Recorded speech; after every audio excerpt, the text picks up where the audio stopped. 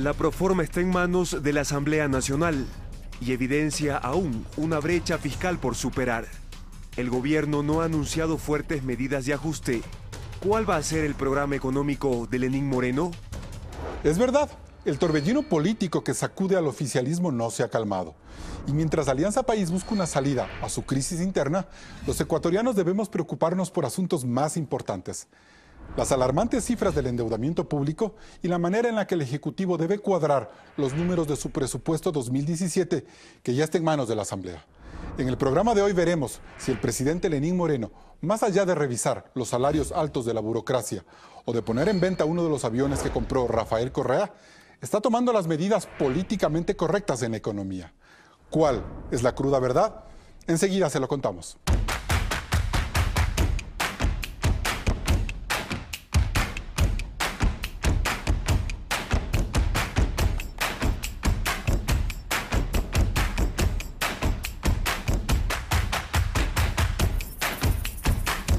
Hoy nos acompañan Víctor Hugo Villacrés. Fue presidente del Consejo Directivo del IES entre 2014 y 2015. Consultor económico, catedrático universitario. También está con nosotros José Hidalgo Pallares, economista y escritor. Dirige la Corporación de Estudios para el Desarrollo Cordes. Es periodista y columnista de opinión. Gracias por acompañarnos a un nuevo programa de Políticamente Correcto. Hoy vamos a insistir en la economía, que sin duda será la materia más difícil que deberá aprobar el nuevo gobierno. La semana pasada fuimos testigos de cómo las cuentas fiscales acentuaron en Alianza País su profunda crisis interna. Por eso, Claudia Roura nos va a explicar desde los fundamentos económicos cómo se produjo la disputa política entre el presidente Lenín Moreno y su antecesor. La clave está en la manera en la que el anterior gobierno interpretaba las cifras del endeudamiento interno y cómo el actual decidió hacerlo. En la cadena nacional del 28 de julio, Lenín Moreno explicó que la deuda pública total a mayo de este año sumaba 41.893 millones de dólares, es decir, 26.896 millones como deuda externa y 14.997 millones como deuda interna. Según Moreno, en el endeudamiento interno se han tomado en cuenta los haberes pendientes de otras instituciones del Estado, como los gobiernos locales. Estas cifras equivalen al 41,5% del PIB. Correa, en cambio, prefiere hablar sobre la base de la metodología del FMI de una deuda consolidada que a su juicio es de 27.871 millones de dólares, es decir, el mismo monto que Moreno maneja en cuanto a deuda externa. Pero solo reconoce 974,8 millones de dólares en deuda interna, que el gobierno mantiene con tenedores privados. Es decir, ¿no incluye ninguna otra de las obligaciones estatales apuntadas por Moreno? Así es, Carlos, y es por eso que desde esa óptica el porcentaje de endeudamiento consolidado, según Correa, es del 27,7% del PIB. Además, el reporte de Moreno incluye otros compromisos financieros que Correa ha cuestionado. En la lista de pasivos de Moreno están operaciones de corto plazo, pasivos de empresas petroleras, ventas anticipadas de crudo por 8.000 millones de dólares, además de contingentes adicionales por más de 4.000 millones de dólares. El informe de la Contraloría, que establece obligaciones pendientes con el IES por 2.528 millones de dólares y 1.000 millones más para pagar en incentivos de jubilación. Es decir, que las cuentas de Moreno ascienden a casi 58.000 millones de dólares. Bien, comenzamos. José Hidalgo Pallares, desde Cordes siempre se cuestionó el manejo de las cifras económicas del expresidente Correa.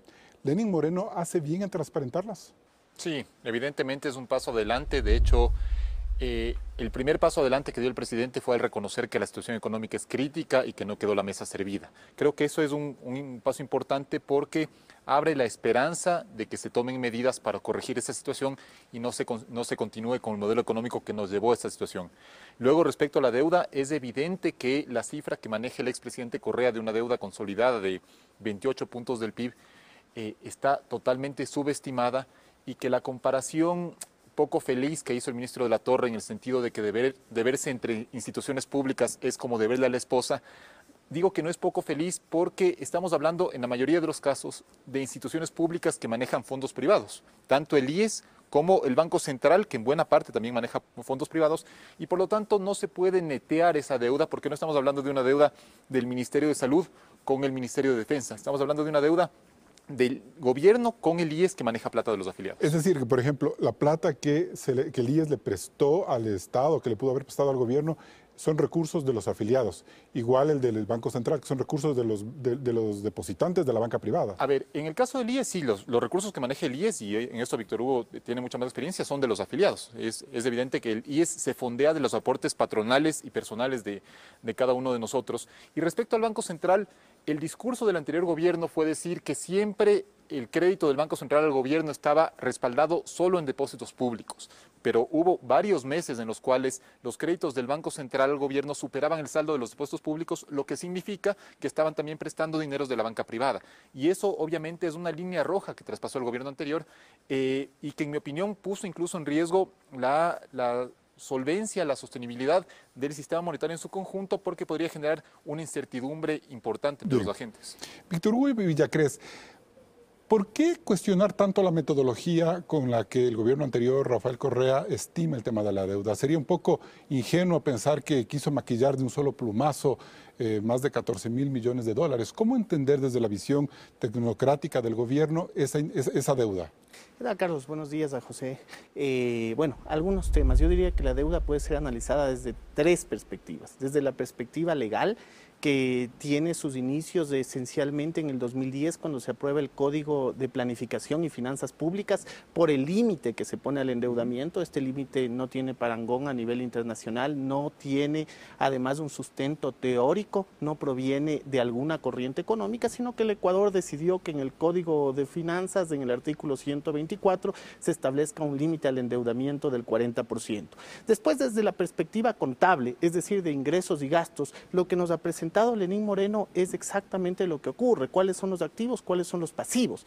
Ahí no hay ninguna cifra oculta. Probablemente lo que llamaría la atención a muchos analistas es el tema de los CETES o de los certificados de tesorería, que en efecto durante los últimos meses no se publicó en el gobierno anterior, que forma parte de esos 8.000 millones de dólares que veíamos en el video, pero la deuda agregada llega a 41.893 millones de dólares. Desde la perspectiva contable se suma también a eso los 8.000 millones de dólares y los 2.528 millones de dólares de deuda del Estado con el IES. Desde la perspectiva económica hay varias metodologías de cálculo. El país ha tomado la metodología agregada. Desde la metodología agregada se habla de los 41.893 millones de dólares, que esta cifra siempre estuvo ahí. Lo que pasa es que aún no pasó el límite del 40% hasta el mes de mayo. El gobierno advertía que eran solo 28 puntos del PIB de la deuda y por lo tanto podías endeudarte, no sé, 12 puntos más. Porque, Carlos, esa es otra metodología de cálculo y yo creo que ahí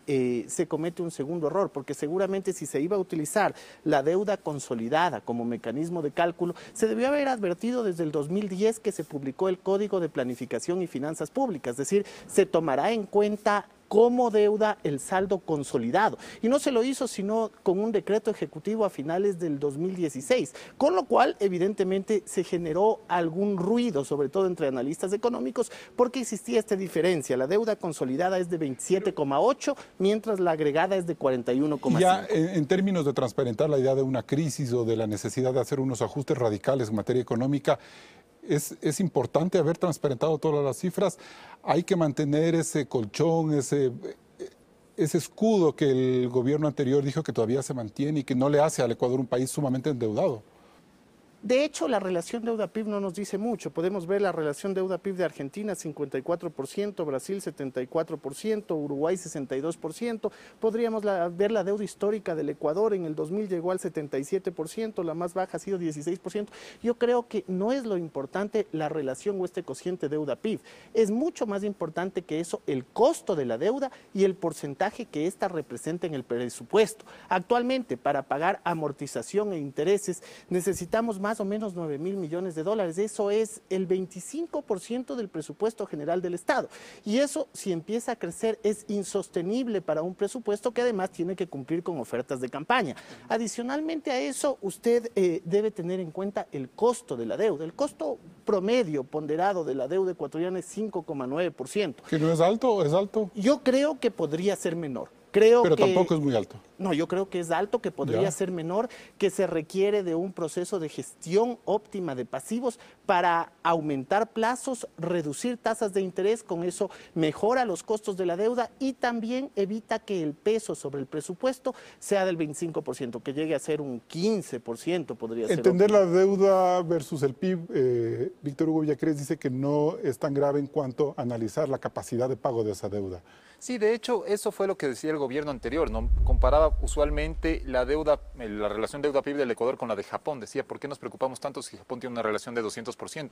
Sí, puede ser así, pero estoy seguro que el plan de pagos, por llamarlo de algún modo, de Japón es mucho más fácil y mucho menos pesado en su economía que lo que está ocurriendo en el Ecuador. Solo hay que tomar en cuenta que el año pasado, Víctor Hugo ya lo decía, en el presupuesto o en la proforma que se presentó para este año, el servicio de la deuda, que es la suma de amortizaciones y intereses, suma 9.300 millones, que son el 25% de la proforma.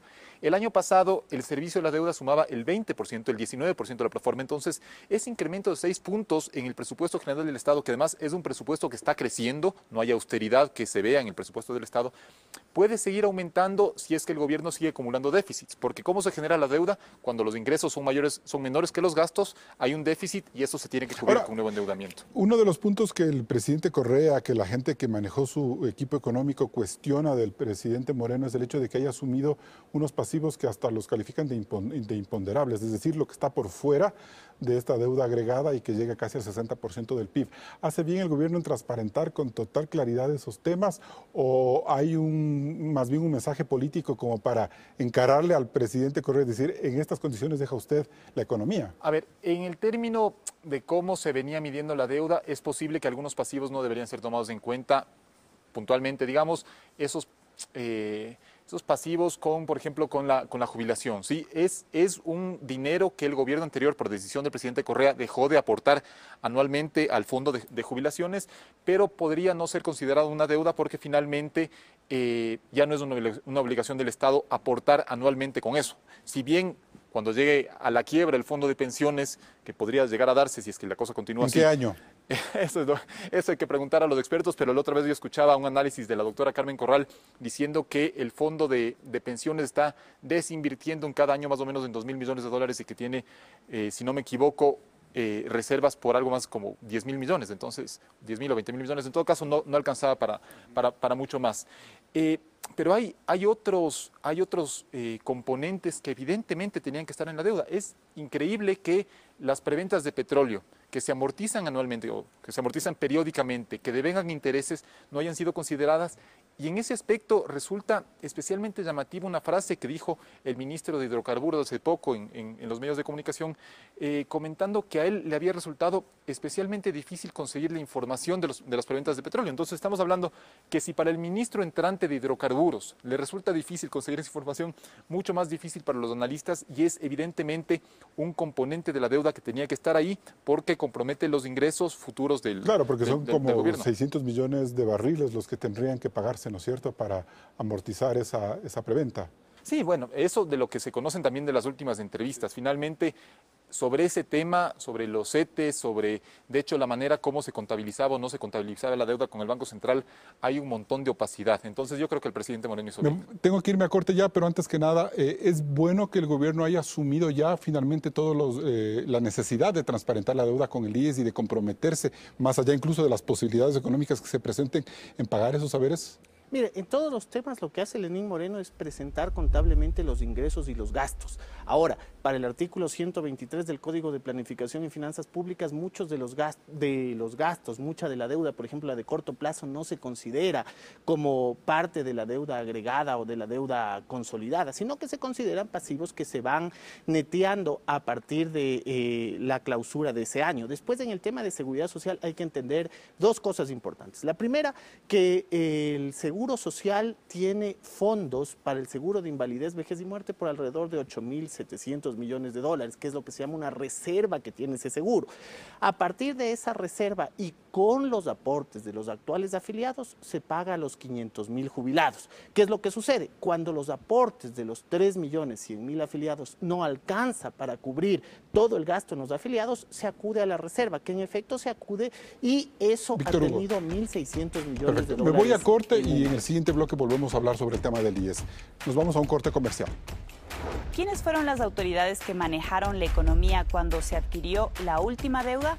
Lo sabremos después del corte. No se desconecte de Políticamente Correcto.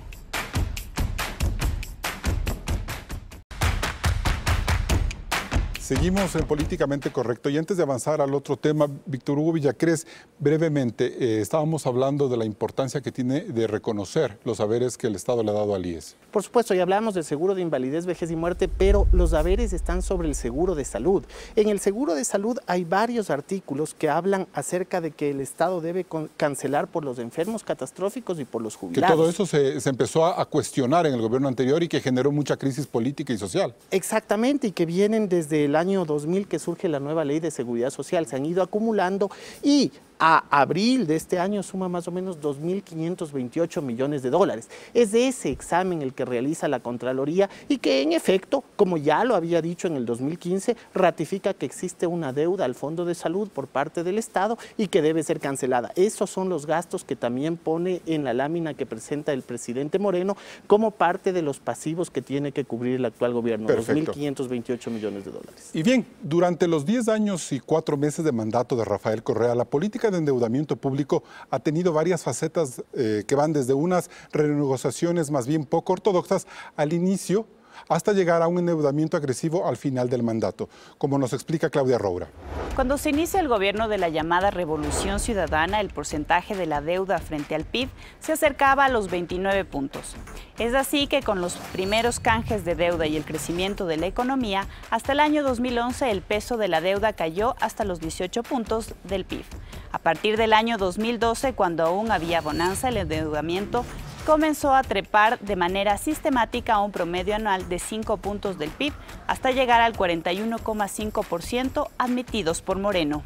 Si tuviéramos que buscarle un nombre a los responsables de este endeudamiento, ¿por quiénes deberíamos empezar?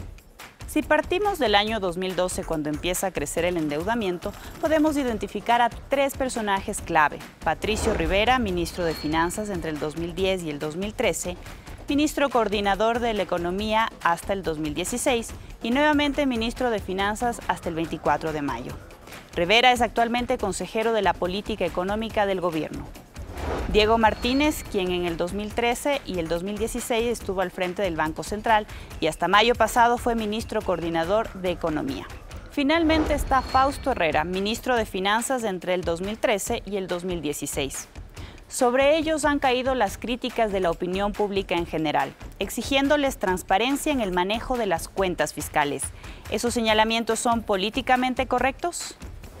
Más allá de los arreglos económicos que se pretenden hacer para transparentar el tema de la deuda, ¿hay que exigir cuentas políticas a cómo termina la curva de endeudamiento?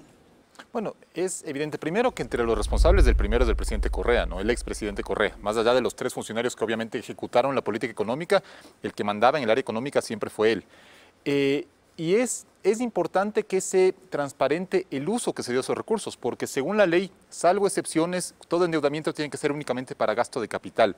Lo que pasa es que hubo tanta opacidad en el manejo de los recursos públicos durante el anterior gobierno que tampoco hay una certeza de que toda la deuda se haya utilizado para gasto de capital y no se haya utilizado una buena parte también en gasto corriente o para pagar otra deuda. Y en ese sentido, ese crecimiento que mostró el gráfico de 5 puntos del PIB anuales en promedio a partir de 2012-2013 es realmente un crecimiento espeluznante, porque si seguimos con esa tendencia en una cuestión de 6, 8 años más, vamos a estar ya cerca del 100% del PIB en endeudamiento. Y eso es consecuencia, y por eso insisto en lo que es una responsabilidad del presidente Correa, del manejo que se dio de la economía, que aún en bonanza, con ingresos petroleros enormes que no habían tenido los anteriores gobiernos, ingresos tributarios también bastante altos, no le hayan sido suficientes al gobierno y haya tenido que conseguir financiamiento, y mucho de ese financiamiento en condiciones sumamente onerosas. Víctor Hugo, usted fue incluso funcionario del actual gobierno, estuvo dentro del gobierno de Rafael Correa.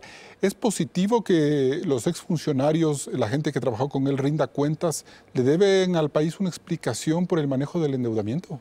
Yo creo que todo funcionario público está en la obligación de rendir cuentas y de hecho existen una serie de instancias desde la perspectiva jurídica, desde la perspectiva de control para ejercer ese derecho y también para que se pueda a través de diferentes auditorías transparentar lo que ha sucedido en un periodo. Hay que recordar que estamos hablando del periodo 2013-2016. Entre el periodo 2013-2016 tuvimos algunos shocks externos de los que se ha hablado ya en demasía en el análisis, por ejemplo, la apreciación del dólar. Pero que se ha pedido tampoco no justificar en esos eventos externos una política agresiva de endeudamiento para mantener un gasto corriente que superaba ya las capacidades del Estado, Víctor Hugo. Eso justamente es lo que quiero explicarle. Entonces, todos estos shocks externos, incluido el terremoto, la baja del precio del petróleo, generó una desaceleración de la economía y lo que se utilizó desde mi perspectiva es una política contracíclica post-keynesiana que buscaba tener al sector público como inversor. Y ahí es importante tomar en cuenta que el endeudamiento sirve solo para inversión,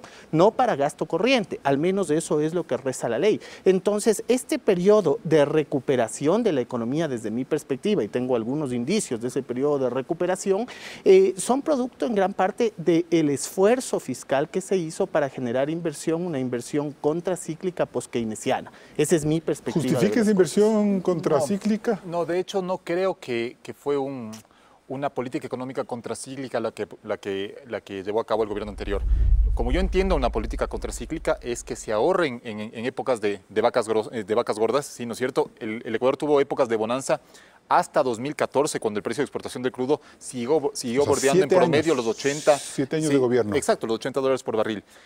Y entonces la política contracíclica significa ahorrar una parte de los ingresos extraordinarios en épocas de bonanza y utilizar esos mismos ingresos extraordinarios en épocas de crisis para mantener un nivel del gasto. Lo que hizo el gobierno fue evidentemente endeudarse en las épocas de crisis para tratar de no contraer tanto el gasto, pero no había llevado a cabo la primera parte, que es la más importante de lo contracíclico, que es haber ahorrado en años de bonanza. De hecho, tanto así que no fue contracíclico que el gobierno, por su imprudencia durante los años de bonanza, se vio obligado a recortar en casi 6 puntos del PIB el gasto público entre 2014 y 2015, nivel que se mantuvo en 2016, y eso fue lo que generó el shock negativo en la economía, porque estamos hablando de una economía que con el presidente Correa llegó a representar el gasto público el 44, casi 45% del PIB.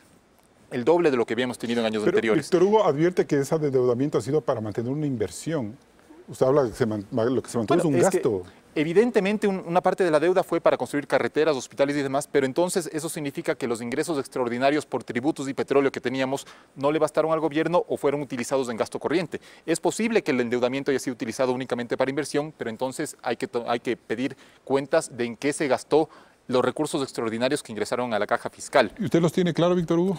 Lo que hay que tener claro es que el ahorro que pueden hacer las familias, los hogares o los gobiernos sirve para inversión futura. Usted, por ejemplo, si quiere comprarse una casa, ¿qué es lo que hace? Ahorra un 20, un 30% y después el resto se endeuda.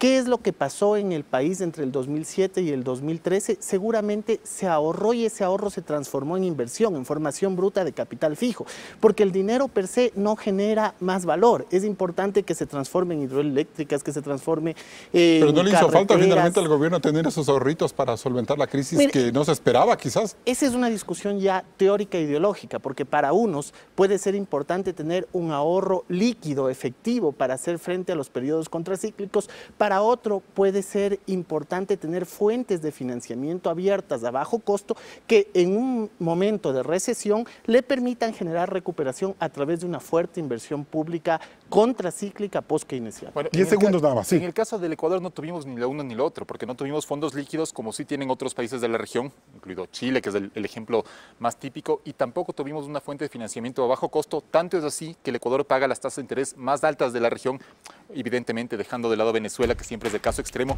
pero paga 2 o 3 veces más que los países vecinos. Y bien, nos vamos a un nuevo corte comercial. Sigue en este debate de Políticamente Correcto. Esta semana el presidente Lenín Moreno envió a la Asamblea Nacional la Proforma Presupuestaria 2017, que deberá ser aprobada en la Asamblea Nacional al regreso de su vacancia. Este tema lo revisaremos en la mesa de Políticamente Correcto. No se desconecte.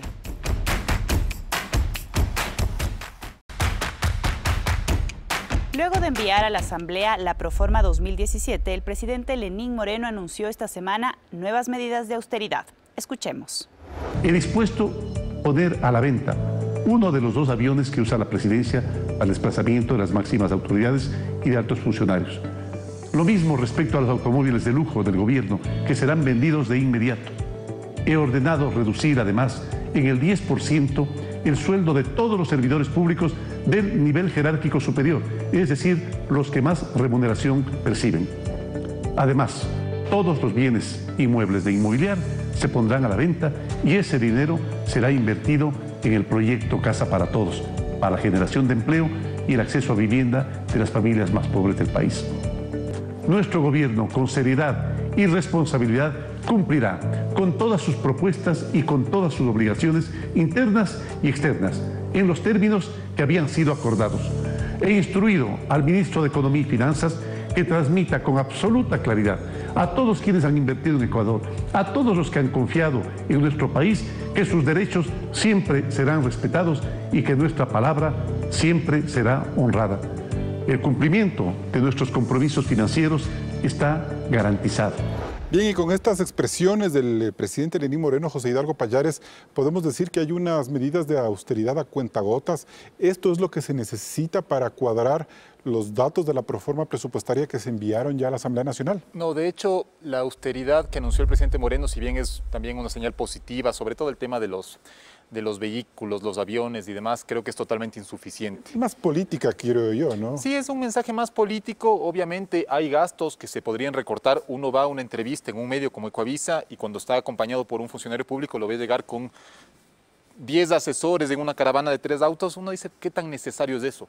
Pero más allá de ese mensaje político, yo creo que la proforma va a necesitar un recorte bastante más grande que el que anuncia el presidente Moreno con esas medidas, y sobre todo tomando en cuenta que hay algunas inconsistencias bien graves en la proforma, y esto yo creo que responde al hecho de que los mismos funcionarios que hacían las proformas en el gobierno anterior se mantienen en este gobierno.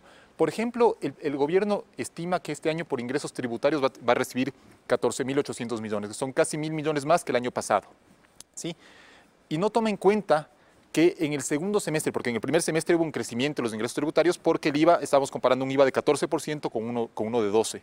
Y lo contrario va a suceder en el segundo semestre. De hecho, si uno compara solo la cifra de julio de este año versus julio del año anterior, los ingresos tributarios del gobierno cayeron en 15%. Entonces, está sobreestimado los tributos, los ingresos petroleros. Hay que recordar que el presidente Correa dijo hace poco, yo goberné los últimos 2 años sin $1 de ingreso petrolero. Y ahora eso es verdad, todavía no hay una representación al presupuesto. Pero están presupuestando 3.200 millones de ingresos petroleros. Entonces, el gobierno debería o sincerar los ingresos que va a recibir genuinamente. No lo está haciendo. A mí me parece que no, y que por eso el déficit de 4.700 millones que está planteado como objetivo está totalmente subestimado, y a menos que haya un recorte en el gasto, ese déficit se puede doblar fácilmente. Víctor Hugo Villacrés, usted dice que la situación económica, ha dicho en varios medios de comunicación, no es tan grave o tan drástica como para tener medidas más fuertes.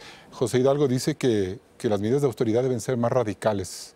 De hecho, cuando uno analiza el presupuesto, encuentra que con respecto al presupuesto codificado hay un incremento del 2% del año anterior con respecto a este año. O sea, no hay austeridad ahí, pues hay crecimiento. Bueno, acuérdese que hasta este punto, hasta el mes de agosto, usted tiene ya entre comprometido y devengado un alto porcentaje del presupuesto. Lo que le quedan son 4 o 5 meses. Creo que el programa económico de Lenín Moreno se va a ver ahora, en el mes de septiembre, que ha anunciado que lo va a publicar. Pero es que hay algunos temas importantes que usted mencionaba al inicio, que más bien están relacionados con un mensaje, yo diría un mensaje claro de austeridad.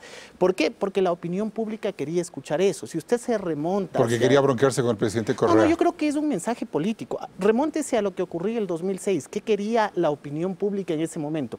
Que no existan diputados, que no exista Congreso, que se llame una constituyente, y eso hizo y ejecutó el presidente Correa. ¿Qué quería la opinión pública el 2016? Vea usted en el momento de las elecciones. Querían austeridad, querían que se venda un avión, decían que hay excesivo gasto público. Entonces, los mensajes que ha mandado el presidente Moreno hasta ahora son mensajes de voy a vender un avión, voy a reducir el 10% a los servidores públicos del jerárquico superior, que no son otra cosa que indicativos que podrían de algún modo generar un termómetro pero no alcanzan, de hacia pero que no dónde va la alcanzan para economía. superar Por supuesto que no alcanzan, porque al final son indicativos. No es la política que va a tener el gobierno. Yo esperaría hasta septiembre para escuchar el plan del gobierno. De lo que se ha dicho del plan es que se quiere reducir el déficit fiscal, pasar del 7% al 2% hasta el 2021. Si uno analiza eso, es un lapso lo suficientemente grande de tiempo como para que no exista un paquetazo, que es la pregunta que usted me hacía. De hecho, yo no creo que lo que se está proponiendo Lenín Moreno en términos económicos amerita de un golpe a los ciudadanos o de un paquetazo. ¿Por qué? Por obvias razones. Porque se está proponiendo progresividad para alcanzar las metas desde el 2017 ¿Funciona la progresividad hasta el en este caso? Y es necesaria realmente el ajuste en el caso del Ecuador, dado que es una economía tan dependiente del gasto público por culpa del anterior gobierno, tiene que ser gradual. Si es que no es gradual y se lleva adelante un ajuste de shock, eso puede llevar a la economía en una situación de coma que genere más desempleo, más costos Sí, entonces sociales. vamos a pasar 4 años con un crecimiento mediocre de la economía. Entonces. Bueno, es que la situación económica que heredó el presidente Moreno no tiene salida fácil. Lo que él tiene que hacer, y en eso yo festejo el mensaje de que va a honrar sus compromisos financieros, es justamente dar esa seguridad al sector privado para que la inversión privada pueda compensar al menos en parte la caída que ya se ha anunciado en la inversión pública. Lo que pasa es que la proforma presupuestaria, y en esto no coincido con Víctor Hugo, el incremento no me parece que se tiene que medir frente al presupuesto codificado, que finalmente el codificado es una lista de intenciones que tuvo el Ministerio de Finanzas más o menos a mediados del año, y el devengado, es decir, el que finalmente se ejecutó, fue incluso menor, y por lo tanto, si uno compara el presupuesto devengado con la proforma, hay un incremento de 8%. Entonces, me parece que la austeridad queda por lo pronto todavía en el discurso y que el presidente Moreno debería empezar ya con ese recorte gradual si quiere llegar al objetivo. ¿Pero el recorte gradual en dónde? Tenemos una cantidad de pagos de salarios que es una camisa de fuerza. Y que va a seguir, y que lamentablemente en esta proforma sigue creciendo. En la proforma presentada, el año pasado se gastaron más o menos 8.900 millones en salarios, en la proforma de este año están en 9.200. ¿Por qué? O sea, realmente entiendo que hay necesidades que siguen creciendo con el país, pero estamos en una situación... Pero entonces, ¿por dónde debería ir el gasto? Yo sí creo que el gasto corriente en salarios sí se podría ir recortando. Yo creo que hay...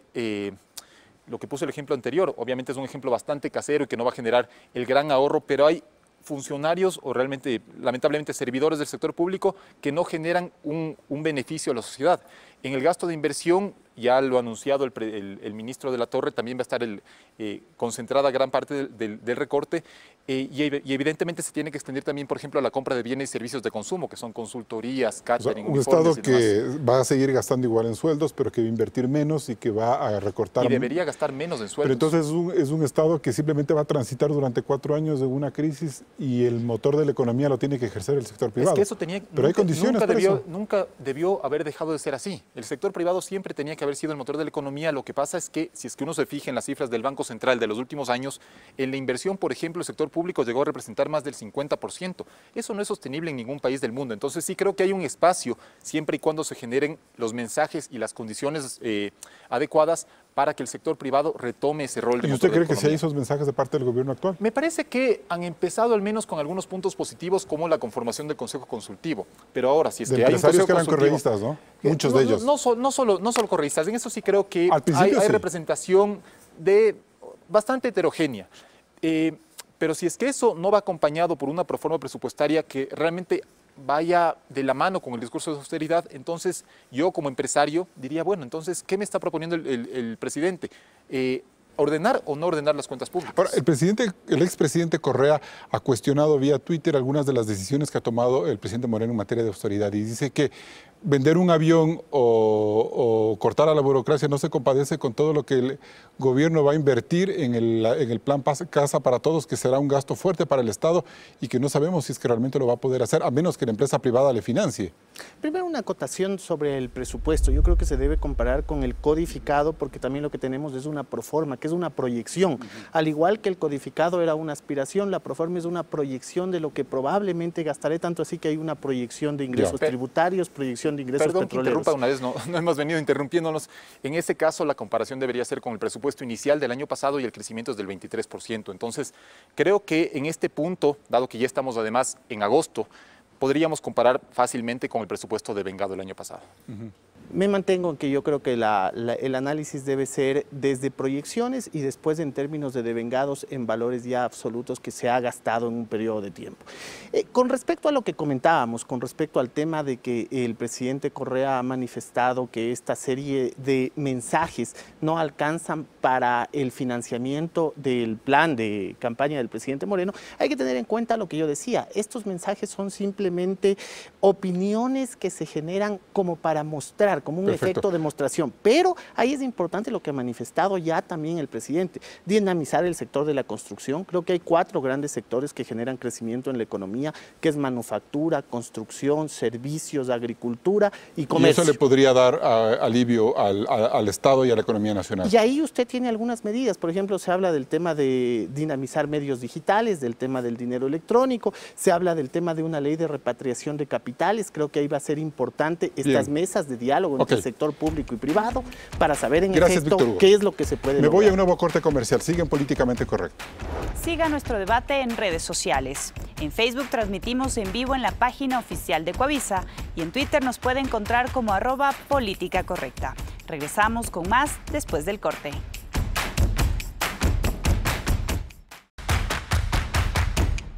Damos paso a un pedido de réplica impuesto por la Superintendencia de Comunicación. Ecuatorianos. El pasado 30 de julio en este espacio se difundieron criterios que incumplen con el principio básico del buen periodismo. Esto es, ofrecer a la audiencia criterios equilibrados y contrastados para que sea ella la que se forme su propia opinión con los contenidos del medio, sus periodistas e invitados. Sin embargo, en el mencionado programa, no solo que los invitados fueron personajes, algunos de ellos políticos que públicamente se han presentado como opositores a la ley de comunicación y su institucionalidad, como el caso del jurista Enrique Herrería, o la ex periodista de Teleamazonas Natalie Toledo, actualmente integrante de Centro Democrático, una agrupación que se ha adjudicado la representación de los medios para plantear reformas en su favor. Además, a este foro se sumó, sin disimulo alguno, el conductor del programa Carlos Rojas, quien en lugar de canalizar o moderar el panel, se presentó como un detractor más de la normativa y sus instituciones, incluso induciendo en varias ocasiones a los entrevistados a favorecer su propio criterio. Entonces, si nosotros realmente hacemos que esa superintendencia no sea juez y parte, partiendo por allí... Que esa superintendencia no exista, más bien. Que no exista. Y que el plano judicial sea, por último, que se encarguen las normas civiles de manejar esos casos. Por supuesto, creo que tendríamos un camino más positivo donde...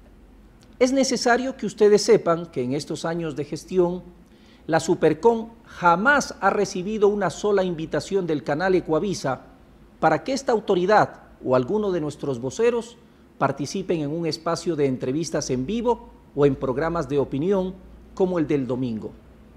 Es así una práctica que claramente limita y desdice su tan promulgada libertad de expresión.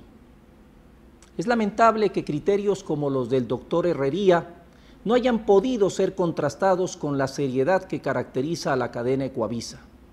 Entre otras cosas, se dijo, por ejemplo, que los preceptos de la ley de comunicación son abominados o inconstitucionales. Lo que se olvidó recordarles el presentador es que fue la propia Corte Constitucional, máximo organismo competente, la que desechó su demanda de inconstitucionalidad y ratificó la legalidad y la legitimidad de la ley de comunicación, surgida, vale la pena recordar, de un pedido del pueblo en consulta popular. Se habló también de una acción persecutoria de esta superintendencia, cuando nuestra gestión es de defensa de las libertades, pero de las libertades de todos, no solo de la malentendida libertad de empresa que defienden determinados medios. Se dijo o se calificó de aberración jurídica la designación de este superintendente, cuando en realidad fue producto de un concurso de méritos y oposición, con posibilidad de impugnaciones que en su momento fueron superadas, entre otras cosas por la experiencia de más de 30 años en prensa, en radio y en televisión, incluida la cadena Ecuavisa. Las resoluciones de esta superintendencia jamás han respondido a consigna política alguna, jamás, como declaró el periodista Carlos Rojas. Por el contrario, han respetado irrestrictamente el debido proceso y las garantías constitucionales de las partes involucradas, otorgándoles la posibilidad de plantear sus argumentos de cargo o de descargo, e incluso, como ocurre en todo Estado de Derecho, de presentar ante el contencioso administrativo las impugnaciones a las resoluciones emitidas, con lo que la falsa afirmación del doctor Herrería de que somos juez y parte se desvanece por sí sola. Hoy presentamos nuestro derecho a la réplica, aunque esto disguste a la señorita Toledo, quien cuestionó en el programa que lo hayamos ejercido en un medio radial de la capital de la República.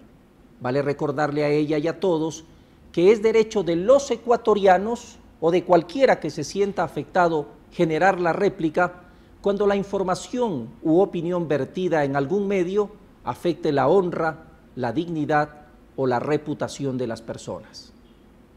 Estos derechos son los que se pretenden conculcar, pero claro, eso no se menciona. Como no se menciona que la propuesta de eliminar la Supercon y reemplazarla por un supuesto consejo integrado en parte por delegados de los medios de comunicación es claramente inconstitucional, pues el artículo 232 de la Carta Política señala que los regulados no podrán ser miembros de ningún organismo de regulación. Es decir, se le miente al país. Valga la oportunidad para mencionar que en las sociedades modernas la regulación, y escúchenme bien por favor, la regulación, no la censura, forma parte de un estado de protección social. Es normal, por no decir imprescindible, que se determinen normas, restricciones y sugerencias a los medios para sus contenidos, no como una limitación a la libertad de los medios, no, sino como una defensa de la libertad de expresión de ciudadanos y de las comunidades. Llama Quayle en 1992 decía que el término regulación es específico para un acto normativo y de control que difiere claramente de la censura. Y reitero, difiere claramente de la censura. La regulación no busca evitar la comunicación, sino enmarcarla en normas de convivencia social. No es cierto lo que señalan algunos medios, en especial aquellos que representan al gran capital, de que la imposición de normas por parte de los entes reguladores tiene que ver con la censura. Desgraciadamente muchos medios, confunden la libertad de expresión con libertad de medios, que no es sino libertad de empresa, porque al final del día esos son los medios, empresas que como tales buscan réditos económicos, réditos que tienen que ver más con el capital, su propio capital, que con los derechos humanos fundamentales. Es esta realidad la que se ha pretendido desconfigurar a través de críticas que no buscan mejorar la regulación en favor de los derechos ciudadanos, sino que buscan disminuir la capacidad de regulación, porque no se desea que el Estado, vía superintendencia, intervenga. Y el Estado debe intervenir, y debe intervenir para garantizar la libertad de todos. Hemos dicho que como superintendencia estamos prestos a plantear en el debate nacional nuestras reformas a la Ley de Comunicación, reformas que se encuentran listas hace más de 2 años, que no son producto de la actual coyuntura política. Eso sí, dejando en claro que dichas reformas no pueden obedecer a los intereses de gremios periodísticos o de un partido que como Centro Democrático en las pasadas elecciones no obtuvo ni un solo representante, ni uno. Las reformas deben provenir de un amplio consenso nacional, donde todos los interesados tengan derecho a participar. Gracias por su tiempo. Amigos televidentes, la intervención que ustedes acaban de ver y que difundimos bajo protesta no hace otra cosa que constatar la forma autoritaria con la que el superintendente Ochoa suele proceder. El artículo 7 del Reglamento de Aplicación de la Ley Orgánica de Comunicación establece con absoluta claridad que las opiniones sobre asuntos de interés o relevancia pública no están sujetos a los preceptos de contrastación que determina este cuerpo legal. Y como políticamente correcto es un programa de opinión, mal puede este funcionario cuestionar las expresiones vertidas por los panelistas.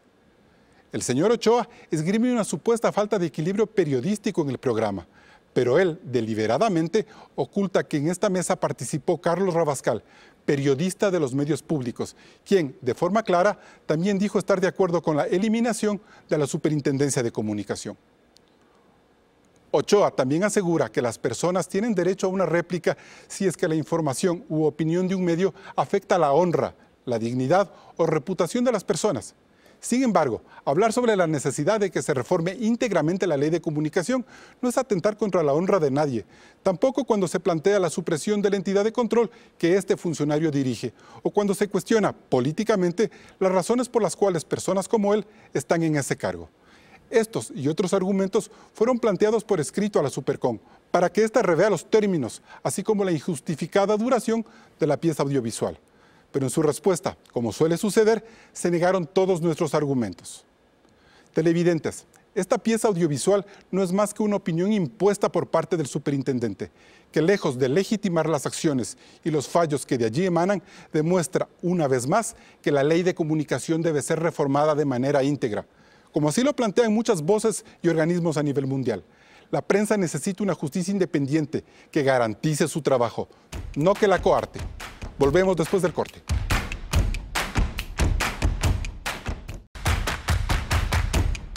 Y bien, entramos a la etapa de conclusiones. José Hidalgo Pallares, ¿el gobierno está tomando las medidas políticamente correctas para enfrentar los problemas económicos?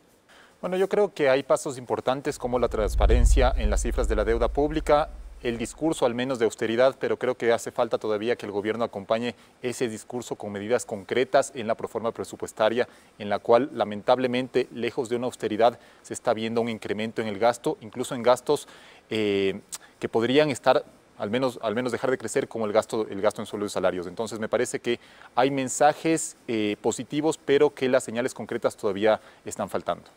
Víctor Hugo Villacrés. Creo que el gobierno está trabajando en un plan económico que lo presentará en septiembre. Ahí es evidente que lo que busca es dinamizar la producción, especialmente en el sector privado, busca mantener la dolarización. Va a ser importante todas las alianzas público-privadas que se puedan generar y sobre todo que hay muestras claras de que la economía se está recuperando y lo que buscará el actual gobierno es alcanzar no solamente el crecimiento tendencial, sino superar eso para que se pueda reducir el desempleo en el país. Y bien, como hemos visto a lo largo del programa, septiembre será el punto de partida para conocer con total claridad cuál es el modelo económico que tiene el presidente Lenín Moreno en su cabeza. Haber desnudado las cifras y transparentarlas con la población fue un paso positivo que le costó al presidente la ruptura con el correísmo. Pero el tamaño de la crisis no admite titubeos y los ajustes fiscales deben ser claros y certeros. Más allá de las reformas que se pueden aplicar, los inversionistas y los empresarios locales piden un ambiente de confianza y de estabilidad. El país no puede perder tiempo ni ensayar más demagogia. Hasta el próximo programa. Así concluimos nuestro programa dedicado a la economía, materia que sin duda interesa a todos los ecuatorianos. Nos vemos el próximo domingo a las 10:30 por Ecuavisa. Siga disfrutando del feriado.